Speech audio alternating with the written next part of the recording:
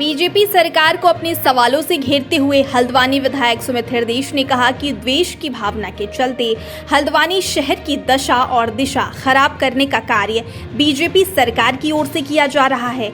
लगातार तीसरी बार जनता द्वारा हल्द्वानी से कांग्रेस का विधायक चुनना बीजेपी के लोगों को रास नहीं आ रहा है, इसलिए शहर में कोई भी विकास कार्य नहीं किए जा रहे हैं। उन्होंने कहा कि कांग्रेस के समय से प्रस्तावित ISBT, अंतर्राष्ट्रीय जू, रिंग रोड, अंतर्राष्ट्रीय स्टेडियम सहित तमाम कार्यों को प्रभावित किया गया है। बीजेपी सरकार इन कार्यों पर कोई भी सकारात्मक कदम नहीं उठा रही है। इधर शहर में सड़कों का भी बुरा हाल है और वार्डों में पानी की समस्या लगातार बढ़ती जा रही है, जिसको लेकर लगातार जनता प्रदर्शन कर रही है, मगर सरकार को जनहित के कार्यों से कोई सरोकार नहीं है। मेरे को अवश्य ऐसा लगता है सौतेला व्यवहार हो रहा है हल्द्वानी के साथ, और सौतेला व्यवहार हो रहा है। और क्योंकि भारतीय जनता पार्टी की सरकार दोबारा बन गई और लेकिन कांग्रेस यहाँ से जीती और लगातार जीती है। ये हैट्रिक हम चुनाव की जीते हैं इस बारी, तो अवश्य कहीं ना कहीं उनके मन में बड़ी टीस और पीड़ा है।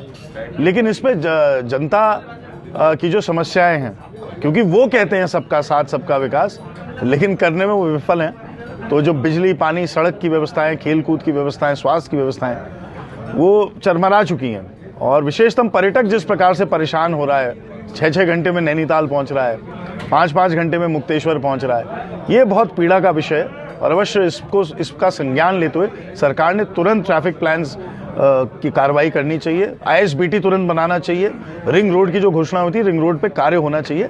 इन चीज़ों से निजात मिलेगा और कुमाऊं का प्रवेश द्वार जो है, कुमाऊं का जाम द्वार ना बन जाए, ये हमारी पीड़ा है।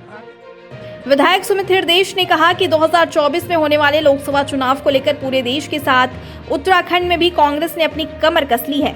उत्तराखंड कांग्रेस में लगातार संगठनात्मक बैठकों का दौर जारी है।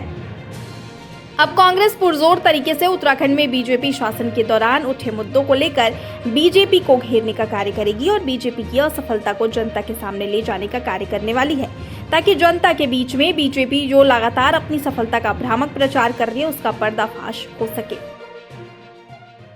पॉलिटिकल अफेयर्स की कमेटी उत्तराखंड की है, जिसका मैं भी सदस्य हूँ। उन्होंने जूम बैठक ली है। प्रदेश अध्यक्ष जी उसमें मौजूद थे, प्रभारी जी मौजूद थे, हरीश रावत जी मौजूद थे, गणेश गोदियाल जी मौजूद थे, कई हमारे सीनियर नेता, अनुसांगिक संगठन के लोग मौजूद थे। हमने कई सारी रणनीतियाँ तय करी हैं और अवश्य ऐसी कई सारे विषय हैं, चाहे पेपर लीक हो, चाहे अंकिता भंडारी जो हमारी बहन है और उसमें VIP कौन था, ये सारे जो विषय हैं इनको लेकर कांग्रेस अभी बहुत कड़ा रुख अपना के सत्ता पक्ष को कटघरे में खड़ा करने का कार्य करेगी।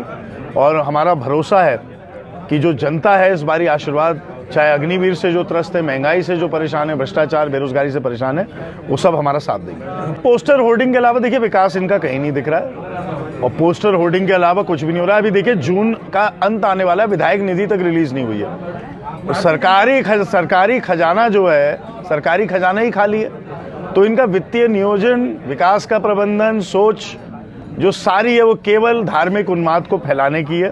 कुरोला जैसी घटनाएं करा के और वहाँ पे पोस्टर छपा के इनको लगता है धार्मिक उन्माद ये फैलाएंगे, जिससे पोलराइजेशन हो। ठीक है, जनता भी थोड़े दिनों तक तो आप भड़का सकते हैं, लेकिन जनता जब रोटी और रोजी की बात आ जाती है, जब वहाँ पे कष्ट उन्हें होने लगेगा, तो जो पर्दा है धार्मिक उन्माद का कहीं ना कहीं हटेगा और जवाब तीखा सरकार को मिलने वाला है।